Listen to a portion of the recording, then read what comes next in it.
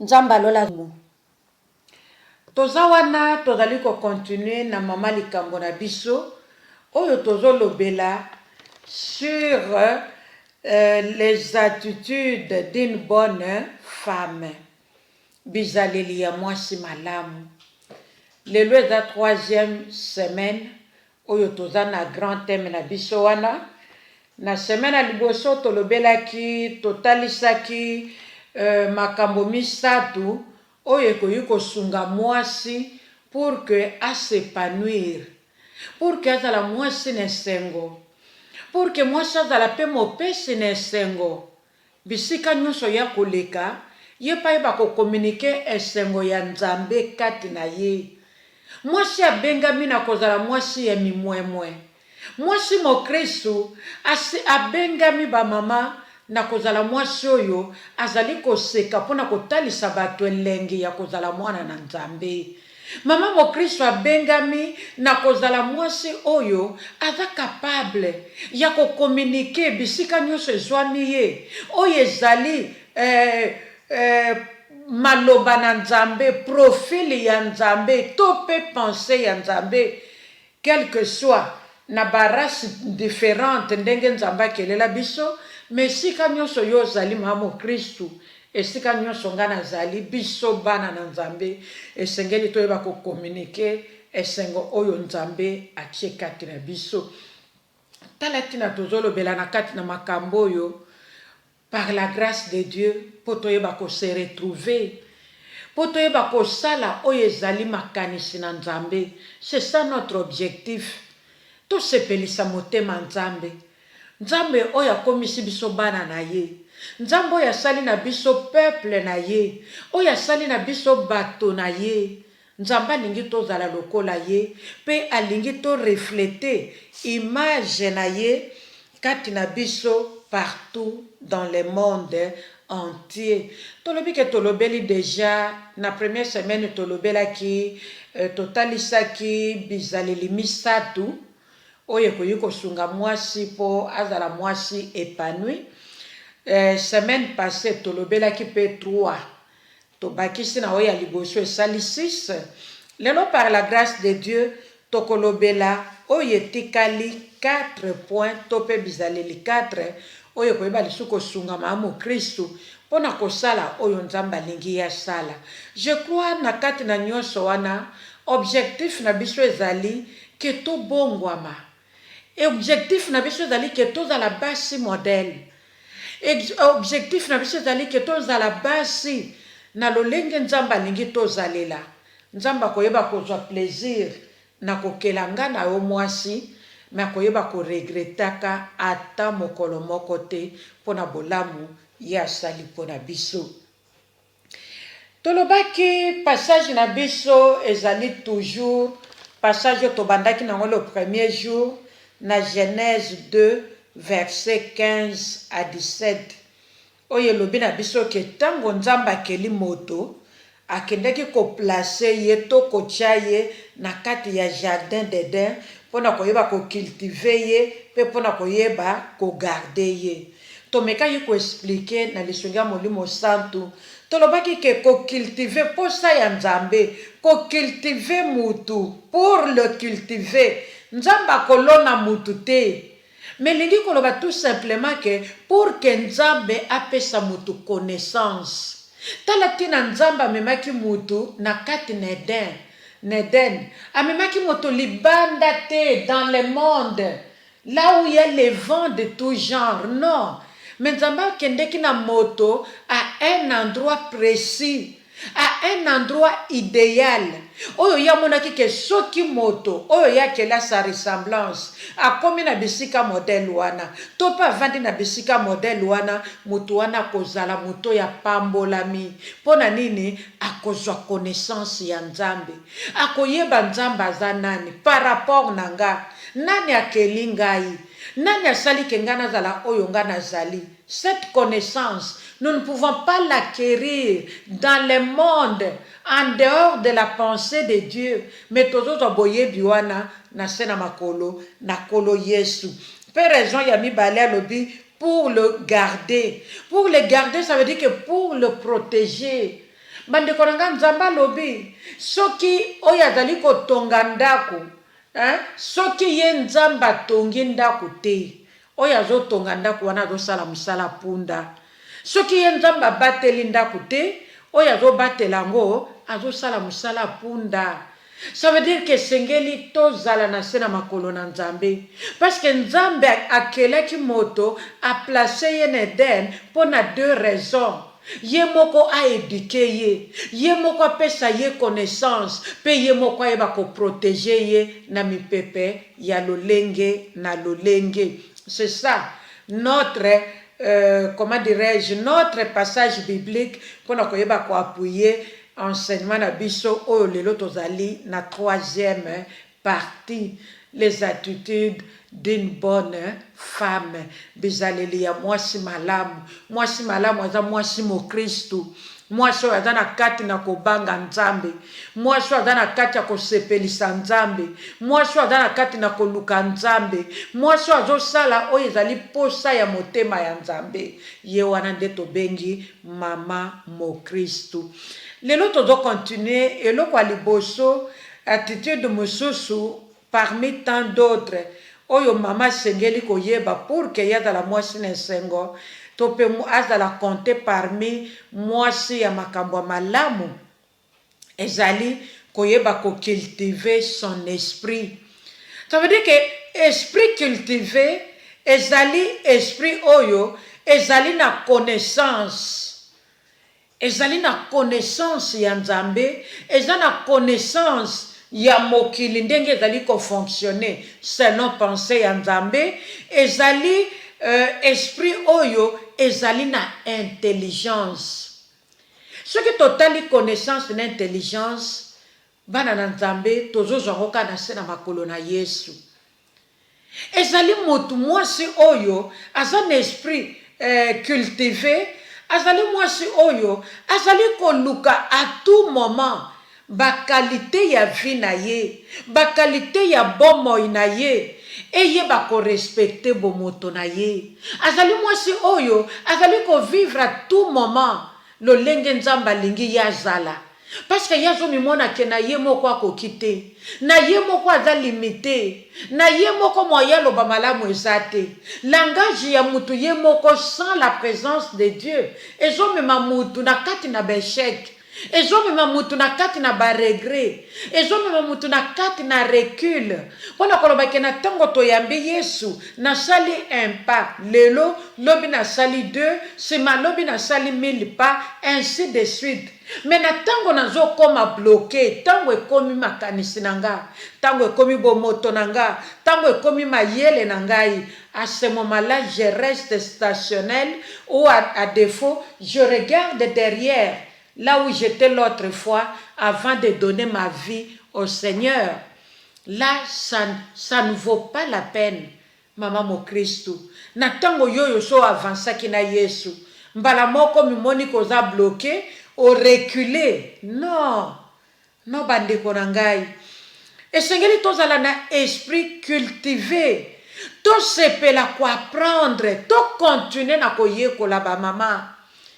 Na koyekola na oyetali sagesse humaine. Pona iba kozala mwasi malamu, mwasi pe oyo bakoyekolobela na société. Esengeli na yeba Yesu nanga dans sa profondeur. Pe sengeli na zala na sagesse humaine. Il y a deux choses différentes.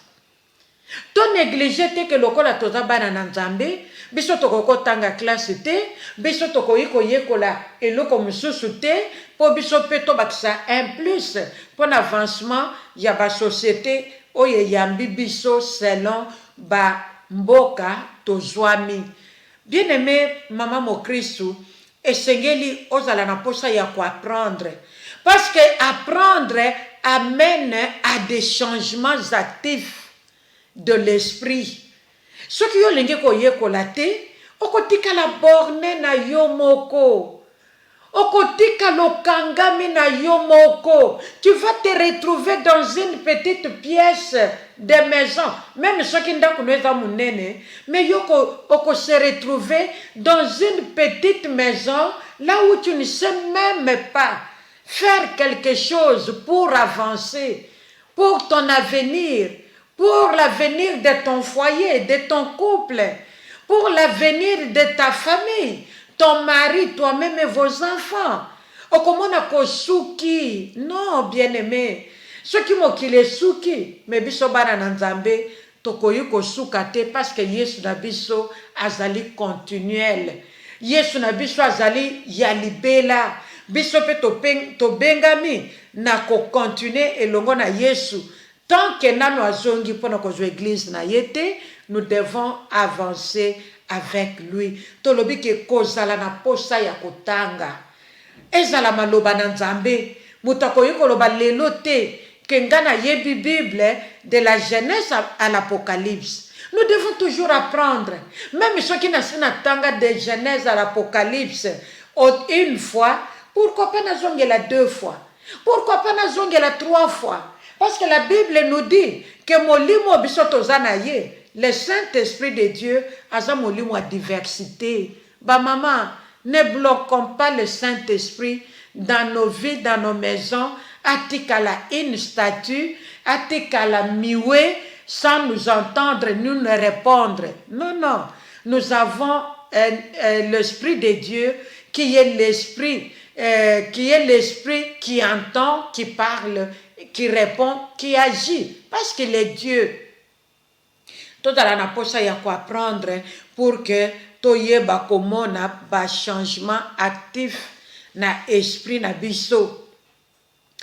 Ma nouvelle connaissance. Tope makambo sika oyo tozali ko découvrir tant que tozali ko tanga ezali komemela biso ba compétence ezolongola biso na kati na ignorance.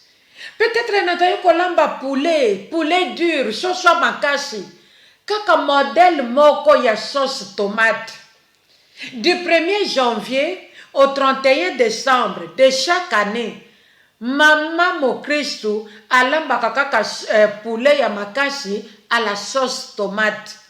Et pourtant, nakoyi kolamba poulet dur na modèle ebele. Mais tout ça pour na yebango ke ba recette za ebele ya poulet, je dois apprendre. Je dois aimer à apprendre. Au travers de mes sœurs dans le Seigneur, au travers il y a formation. Ici en Europe, aller à l'école, ça ne regarde pas l'âge. Ça ne regarde pas ce que j'ai, ce que je suis. Non, le problème, c'est ma conscience. Na linga kosale loko ango. Ce qui n'a pas ce soit ya makasi à la sauce tomate. Mais je peux apprendre na koyiko kende na bakuri ya restauration. Par exemple, natala doni neza kati nanga. Oyo na koki ko développer. Na ko taper formation, na fongwama. Na don to likambo oyo nzamba pesinga. Na talent oyo nzamba pesinga yi. Eyeba pe ko bakisama, eyeba ko fongwama. Pour que nazala une femme épanouie. Babenganga pe pai parmi ya basi ya makambo malamu. Moi ça makambo malamu isengela yeba pe kolamba. Yo kolesha mobile no kaka soki akuti poulet sur la poulet nanda pa yebi elo déjà na koliaka poulet ya sauce. Azonga lobi makaya à la sauce. Azonga sima lobi musuni ngombe à la sauce. Musuni ataba la sauce. Mama Kristo yeba ko tumbate. Ayebi ko chana makala te, Mama Kristo ayebi ko tumba Thompson te, ayebi ko kalinga Thompson te, Mama Kristo yasala ka Thompson a sauce nanga ingai. Te ba mama. Nous devons apprendre. Et sengeli biso to sepela ko yekola. Tango tozo yekola, to ko yeba ko cultiver esprit na biso. Esprit na biso ko yeba ko fongwama. Et ko yeba ko s'épanouir. Et ko yeba ko mona makambu autrement. Différemment na ndenge tozalaki komona lobi ya hier. Tango tozozwa connaissance, tokoyeba kozwa compétence pe faculté oye koyeba ko enrichir personnalité na biso d'abord. Okomona batu nyonso oko attirer batu vers toi. Batu babendo kobeta sango na yo kuto tu n'auras pas le temps de dire aux gens que ngayo nakoki kolamba Thompson chaque semaine, chaque jour il y a semaine, mais chaque jour nazo salango na modèle mususu. Lelo boliango na modèle mususu, lobi modèle mususu, mercredi modèle mususu. Batu bako beta sango na yo maamo Christu. Ça sera pour ta propre personnalité et ça sera pour la gloire de notre Dieu. Nous devons accepter de cultiver notre esprit. Et que ça la bien. Na yango to yeba que c'est très important, il y a qu'on nourrir continuellement esprit na biso et de ne jamais cesser d'apprendre. Maman Christ zana li tomba. Non, moi j'ai fait la licence en économie. C'était en quelle année, ma soeur? Non, c'était les années 75. Oh, maman. Banda yo sala, sciences économiques. Na 1975. Ti lelo jobeta sango ya diplôme ya sciences économiques ya 1975. Mais le monde évolue. Le monde évolue. Yona le msolo kaka musala moyeba joyo ezate. Depo tangaka na 1975.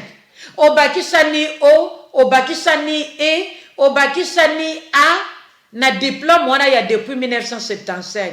Ma soeur, ça s'est dépassé.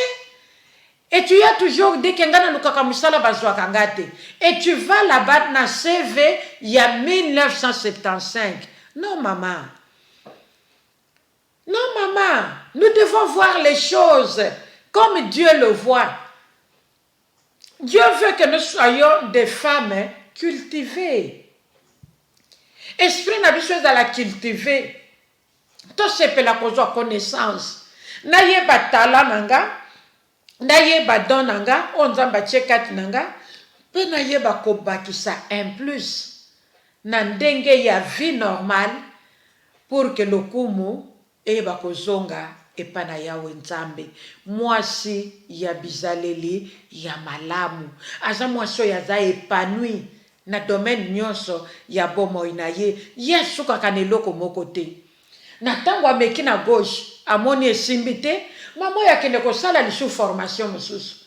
Non na domaine nanga économiste de formation, na moni mikolo bazoluka ba comptable. Ok, ina no kosala pe ba cours à comptabilité mama. Tango bakisi comptabilité osali, omoni ke mikolo wana bazali suna besoin ya ba comptabilité. Tu regardes dans la société là où tu es, mikolo bazana besoin ya banani. Ceux qui bazana besoin ya ba caissière, bazana besoin ceux qui ya banani à la place de comptabilité. Ça la formation ya ba caissière ma sœur. Ce qui me colonne comme en été, ndenge ba maman nyonso akolinga mutu na yeda la propre, les lois sali modèle bolobi azongi siboye. Kende ko apprendre ko défriser baninga suki. Kende ko apprendre ko coiffer. Kende ko apprendre ko kanga suki, ko la plante. Selon saison, maman ne te bloque pas. Nyonso tozoluka épanouissement ya mwasi. Moi, c'est à la épanoui. Moi, c'est à la limité. Moi, qui est le côté de que moi, c'est loko. Moi, c'est à côté loko te. Les autres hommes ont basi ingénieur. Na basi ingénieur. Tous ont basi ingénieur informaticienne. Tous ont basi ingénieur électricienne. Tous ont basi ingénieur na ba usine.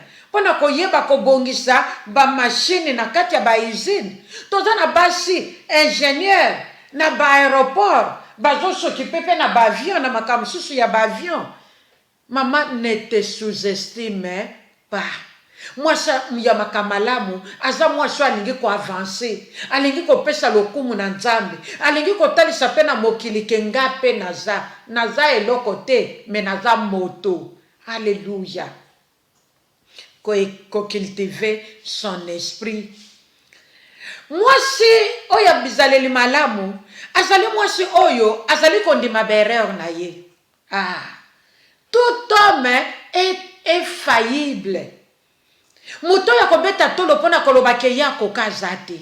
Ezala mwasi, ezala mobali, ezala mondele, ezala africaine, ezala coréenne, quelles que soient différentes races, ndenge nzamba keleli biso dans le monde. Mama, mwasi oya bizaleli malamu, azali mwasi oyo, azali kondima bereur na ye. L'erreur est humaine. Erreur ko yuko zala na mundele, erreur ko zala na mutu mwendu. Erreur ko zala na mokolo, erreur ko zala pe na mwana mukie. Comparaître liboso na bato, ezali le seul facteur du respect. Mais qu'on reconnaître ses erreurs, c'est aussi autre chose. Parce que na tango mamo Christ ozo reconnaître berreur na ye, ba faiblesse na ye, c'est à ce moment-là que maman oyo akoyeba kozonga sima pona koyeba kosote malamu. Bato français balobi reculer pour mieux sauter. Mamo Christ soko ndimaka berreur na yote.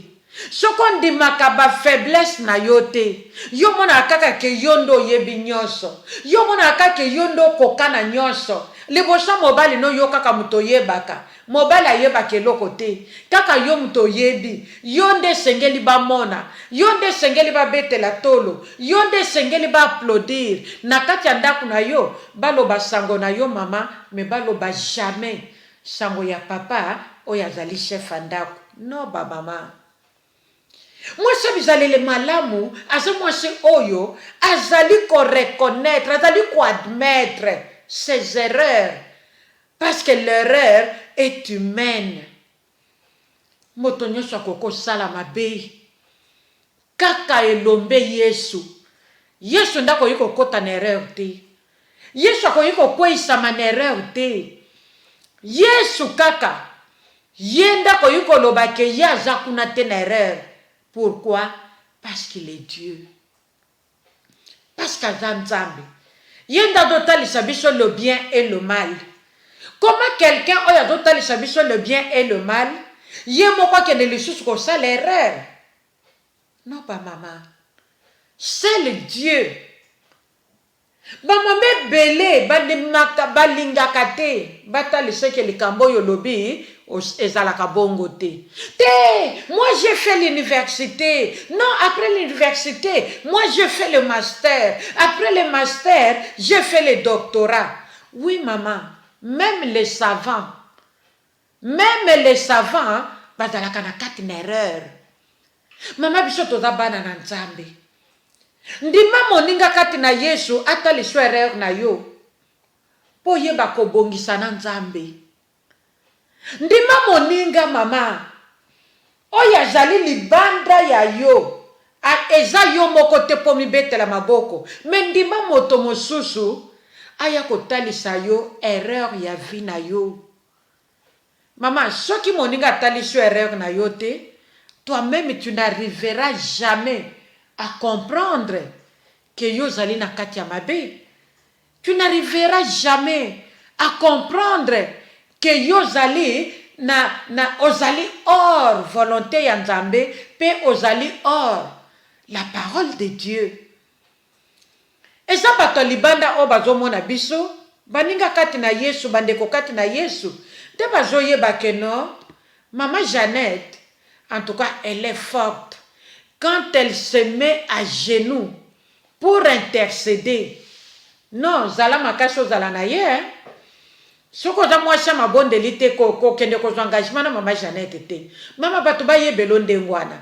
Ndima pe na tango kaka yo wana moninga ye ko yebisa yo ke mama omoni mokolo wana tango za ko te ya biso.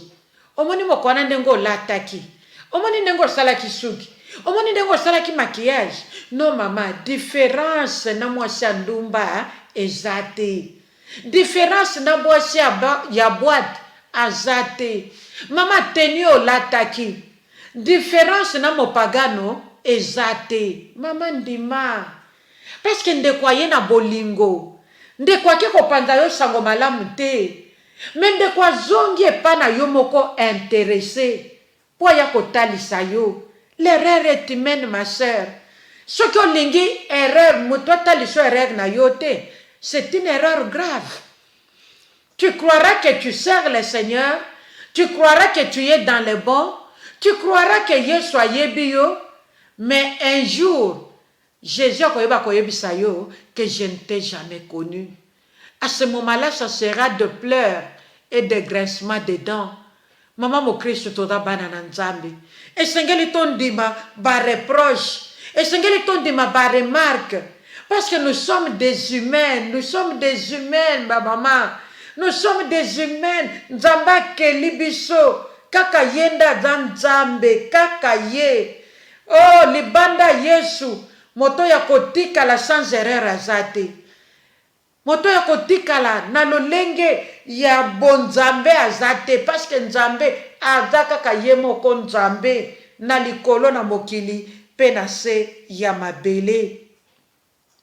Kondima mbeba na yo ezali kondima ke on a mal agi. Mama oya zondima bereur na ye azali mama oya zo reconnaître que a se comporter mabe. Na ba acte à poser, na langage na ye, ne taleli na ye, le mso tali moninga odongoli sans dire mot, mais de comme ça soit remarqué ango. Aluki yo na temps oyo yomoko zali yomoko. Aya yebisho mama.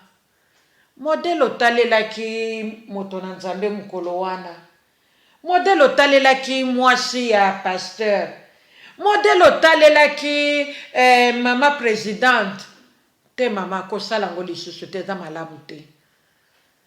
Yo lobi boniko na sali nini misu na ngeza la kana ngoka bongo. Te mama. Tongo moninga yeko luka ko yebiso likambu. Ça veut dire que moninga wana lingi yo mingi. Moninga na yeko yebiso solo. Po zonga na nzela obongisa na nzambe pe olela mawana nzambe likolo na yo. Nzambo ayebaka ba faiblesse na biso. Ayeba kobimisa yo na kati na faiblesse wana. Awa tolobi ke kondima ses erreurs. Ezali kondima ke na sali mabe. Parce que so kondimi na yo erreur na yo muto ayeko tali sote. Mais yo ça veut dire que ondimi na yo te ke osali mabe to po sala ka mabe. En muto ya ndimi te ke asali mabe to asala ka mabe. Mutu wana mwaya bongisa bereur na ye ezate. Bambule ko bakisama na vie ya moto wana atikali toujours la même personne. Et pourtant tozoyo ka maloba na nzambe poto bongwama. Tozoyo ka maloba na nzambe poto koma batu na lolenge ya nzambe. Nzamba tala biso asepela ayoka bien de nous avoir créé. D'avoir pensé à créer l'homme. Oh, maman mo Christ. Et là, comment on matanga na motema na ngai. Ya koyebisa maman moko na poko alelo. Maman oyebi à chaque fois ozoka problème na papa mobali no na kati ya ndako. Même na place oyo problème ezati. Mais yo ozoka toujours problème na papa. À cause il y a problème il y a quoi admettre ses erreurs. Mbala boni papa yebisa yo. Kenga lambela kanga madesu du 1er janvier au 31 décembre. Yo lobi boniko. Ayebite ke kolamba madesu za pasi. Mama koma kokota na alimentation awa. Ake ko lukanzela ya mokuse. Na mobalo ya bali yo mama. Okomolesa mobali na yo madeso ba boîte. Mama, na lingina sunga yo na poko alelo. Nous sommes des Africains. Biso ba maman, nous sommes des Africaines. Tokoko bossa dans les bonnes manières, yé pas na bisoté. Ici en Europe, nous avons du courant 24 heures sur 24.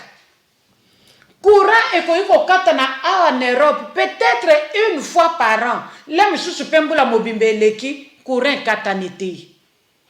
Et ceux qui courant katani juste le temps ont réalisé qu'il y a eu coupure de courant du tikota komoni yango pe ezongi.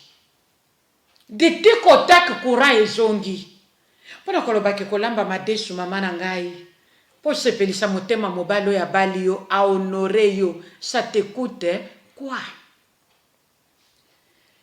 Kamata madesu pona ponango na pokwa. Longola mabanga, longola oya mabebwaka, longola na pokwa neti balera boye. Oso salima kamono nyonso seli kitoko mama. Oso pesi bana mwa biloko akolia, o servir papa, yo moko sole. Bo vandi na tanda bino ya détente wana après kolia, bo zui mwa temps ya détente. Papa na mama babandi ko sala rapport ya journée. Mwasi ya bizaleli ya malamu azwaka temps ya kosola na mobali na ye. Tango sali biloko wana nyonso silisi mama. Mbala moko misu no eza na montre po yebi ke nazolamba madesu pona sheri na ngai. Pona papa bana na nga. Pona esika nga na wuti nga na za moitié, ye pa za moitié, nga na ye toza mutu moko. Bolingo na koko pesa na mobile na ngai, eza différent ya bolingo na za nango na ndeko na ngai ya mwasi, to pe na ndeko na ngai ya mobali. Bolingo na za nango na mobile na nga, eza bolingo na za nango na papa na nga, to pe na mama na nga, na koko to pe na tata mwasi, c'est différent. Mama mokristu yeba que yo na papa na yo bokozala jamais mutu moko. Yo na mama na yo bokozala jamais mutu moko. Mais yo na mobali na yo. Même pas yo na mwana yo boti. Mama tozo iloba makambo yo. Po toyeba ko bongisa na bandaku na biso. Toyeba ko bongisa ba mama. Beluka biso na ba problème na bato mokili. Po ba bomela biso mabala. Belukela biso ba problème.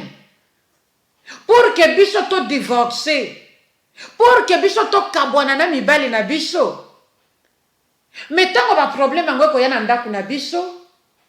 Ba problème wana yo ka soni. Écoute biso en intimité mwasi na mobali.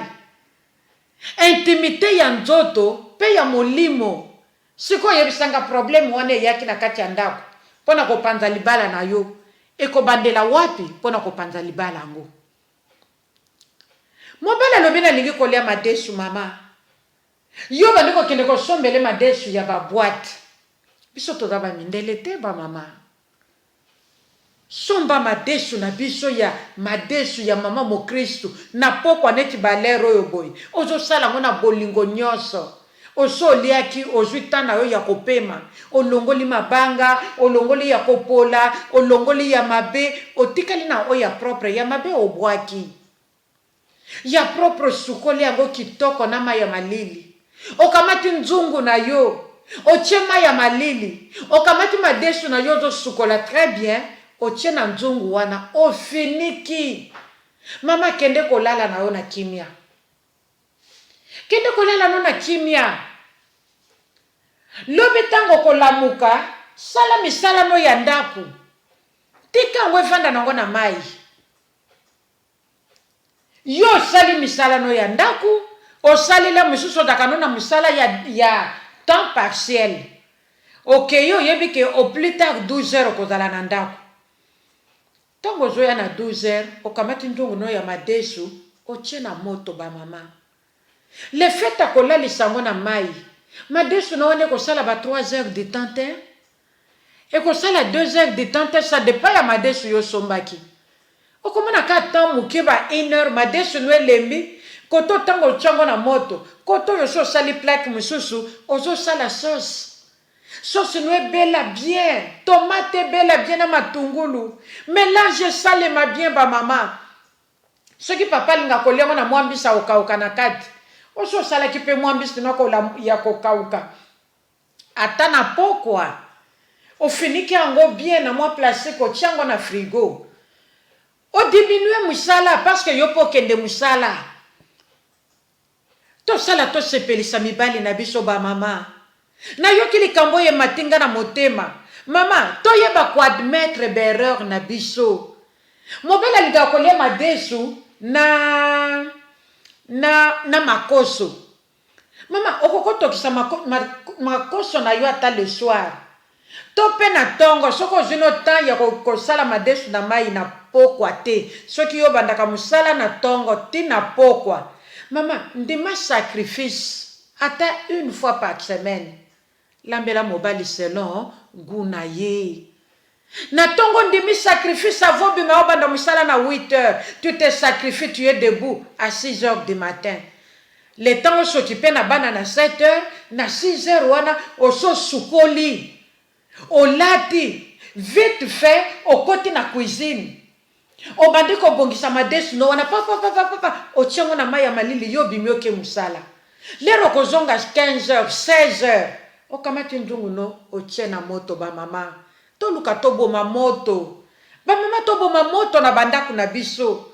Toboma moto ba mama. Toyeba kondima bereur na biso po toyeba kobongisa. Na tango tobongisi moto akoya kobomela yo libala pona kokabola yo na papa bana to na chéri na yo akozala te. Chéri na ye moko après Yesu ye akozala muto mibale oyo akoyeba ko défendre yo. Ezala na famille na ye, ezala pe na famille na yo, to pe ezala na ba connaissance na bino.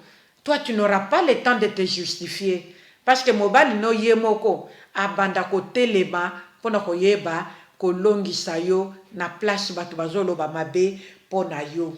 Alléluia. Tokoyeba ko définir mwasi oyo ya bizaleli malamu. Azali mwasi oyo yebi ko définir ses limites. Définir ses limites, c'est indispensable pour ne pas se faire ridiculiser. Ah, ça c'est très important. Maman, nayeba ko limiter, nayeba ko tia bandelo na vinanga. Nayeba ke na balabala wana na kokota kuna te. Nayeba ke na wenze wana na koyi kokota kuna te. Pona